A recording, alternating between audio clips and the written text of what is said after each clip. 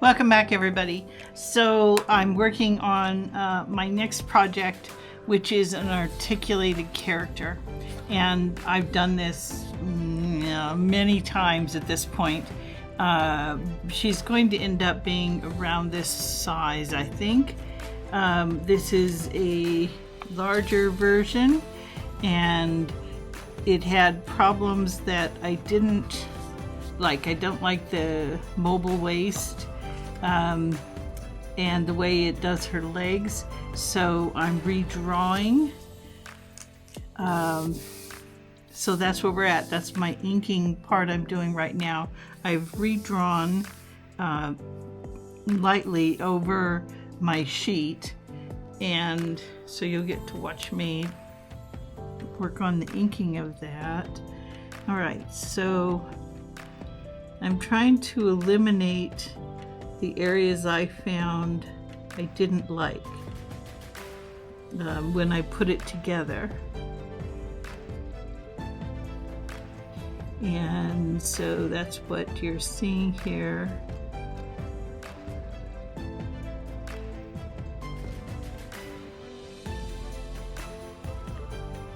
So basically I'm giving her more of a tunic. And just going to really simply ink it. And so what I've found in this process is that I work it to the point where I can test it. And what I basically decided was I didn't like the waist part. So I'm combining the whole torso into one piece, and that's what my decision has become. And this is a belt, so I want to give her, let's see, give her some kind of belt in here. And I'm deciding on whether to color it or to leave it black and white. And it really is not that easy a decision. Sounds like it should be, but it isn't.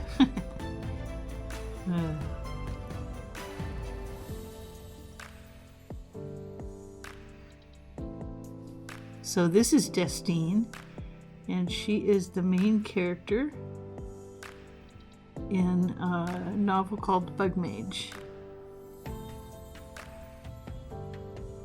And the other thing I've decided is that I was using too small of pen.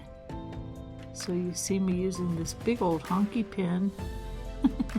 It may not seem like big and honky to you, but for me, this is an enormous pen.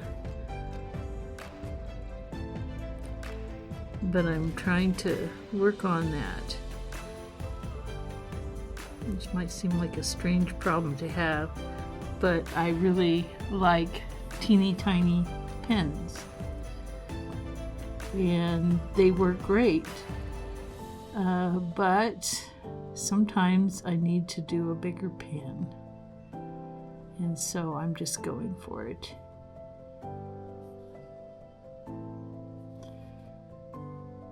So she has scales, and I'm drawing those in.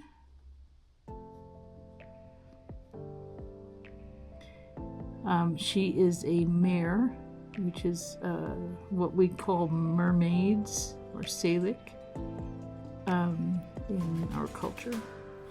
And she's also a Ningyo in, say, Japanese culture. But she's in that group of human-looking creatures or beings that swim.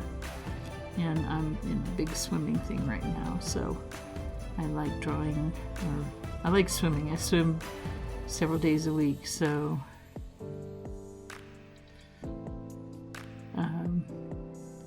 it's in my head, I suppose. And so I'm incorporating her into. I actually have several characters who swim in different novels. But this is one of the better ones. My two favorites are Destine and Netta, and they're in different books. But they have similarities, and what I have discovered over time as I write my novels is that they seem to be possibly sharing genetics somewhere, somehow.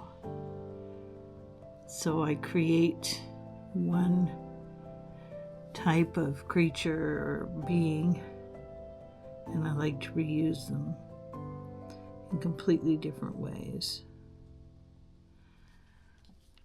And that's just kind of part of my process.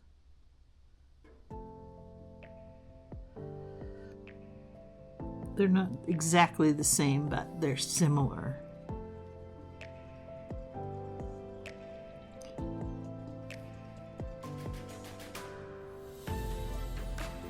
So a lot of times people ask me, where my stories come from. And, everything you ever read across your whole life, every experience you ever have, all of it goes in and eventually it comes back out. And so it's part of things that you've experienced, but it's changed. And that's the best I can say for it. That's how it works. When you're writing a lot, that's how it works, is that you have certain sort of themes that persist in your writing. And she is one of those for me, and she persists. Now I have another novel in her universe that has a giantess, and that's been a new and fun thing to write. But they share the same overall world. They haven't met in my novels yet, but they both originated there.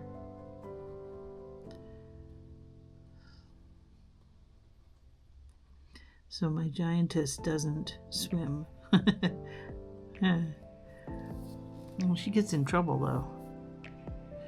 Okay, so what I wanted to correct, I'm going to correct here.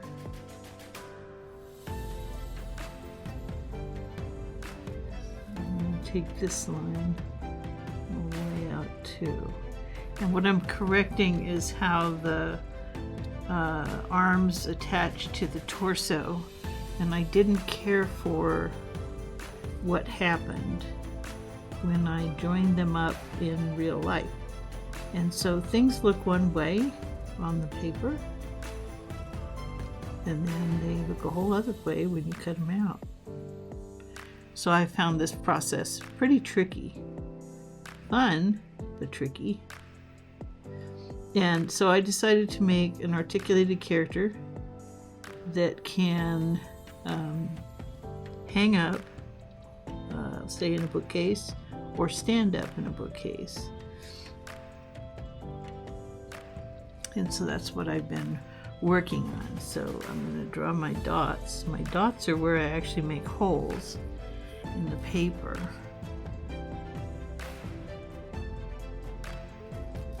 So what I'll do on this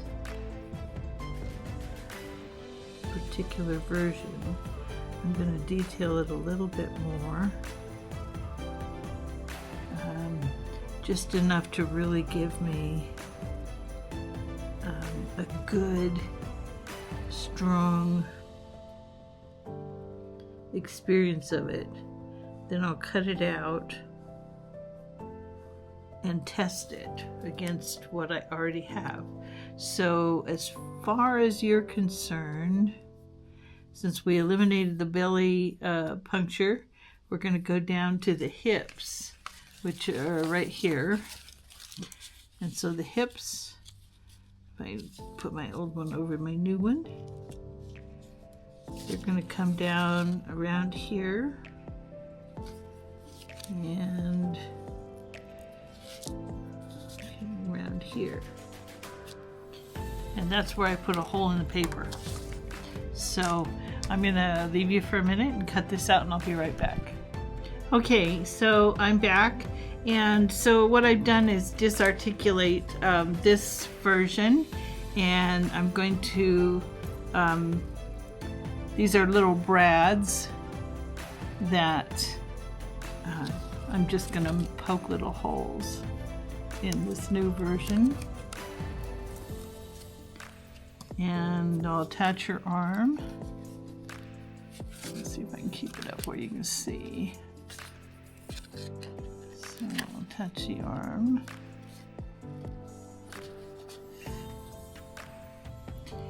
Now I was pretty happy with the arm itself from the original. What I didn't like was where it hit at the shoulder. And so what I may do when I do the finished version here, let me see if I can get this to go through. So these little brads are just little sort of buttons that you can buy, and they close at the back. They're just little metal pieces. All right, so let's put the legs on. Let's see how she looks. So I'm doing her larger than I actually want her to be. And the reason I did that, well, there were a couple reasons, but one of the reasons I did it was to hide the brads. Because when you get them through to the other side, come on, be hard on me here. There we go. When you get them through to the other side, they spread out. And so on the small version that I did, which was this version here, you could see the sides of the brad. So I knew they would have to be larger than that. So I did this size. And it's all right. It's a little too large and floppy. All right. So this is how she looks now. Oh, I got her leg backwards. Oh well, that doesn't really matter for the purpose of this demonstration. So I like that a lot better. I like her legs are not looking so, I don't know, they didn't look right in the others. So what I think I still need to do is when I do the arms, I can widen out the sleeve down to her elbow. And so at the top here, I can actually widen this out a little bit. So that will be my next decision. So I'll go up here to my left upper arm, and I'll make this wider. Something like this.